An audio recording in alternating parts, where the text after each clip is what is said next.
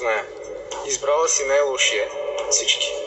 Най-красивия, най-жестокия. С докторска степен по нараняване.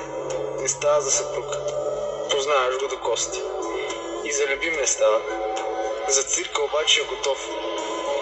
Умее да жонглира с трохички щастие и сапунини мехури. Майче трябваше да го прекръстиш на господин безразличие. Всъщност не е късно. След него си говориш с враните. Не остана гордост от теб. И си на 103 години. Ограбена, опустошена. Почти старица. През теб е минала вихрушка. Колко ли пъти си заповядвала на душата да мълчи, а тя горката от сълзи се е пръскала. Вече не рисуваш сърца по стъклата. Не се игримираш. Вместо червило имаш кръв по устните си от името му. Виждаш само бодлите на розите и корените на дърветата. Вишните са спрели да цъфтят.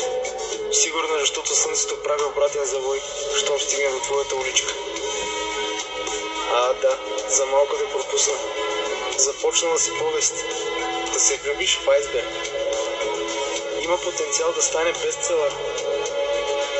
Всъщност, кой е казал, че съдбата обича да се шегува? Сега ще поискаш да ти го покажа, за да го почерпиш едно уиски. Защо ли? Защото съдбата се залива от смях на твой гръб. 4 секунди след лошия.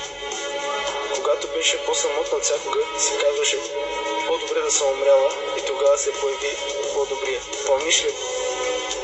Той не е крадеца на праскови, нито крадеца на сърца. Той кърпи небето ти, на мравката път прави. Водата ти пие да научи тайните ти. После мълчи и тега с сляпо обожание. Казва ти, започнем роман с заглавие "Невъзможната любов". Учи те да живееш отново. Мъчи се да изтрият слухите на другия. А ти си безпомощна и силна, като новородена. Защото усещаш как умекваш под погледа му. И защото на света няма нищо по-силно от новия живот. Мъжка разпалка.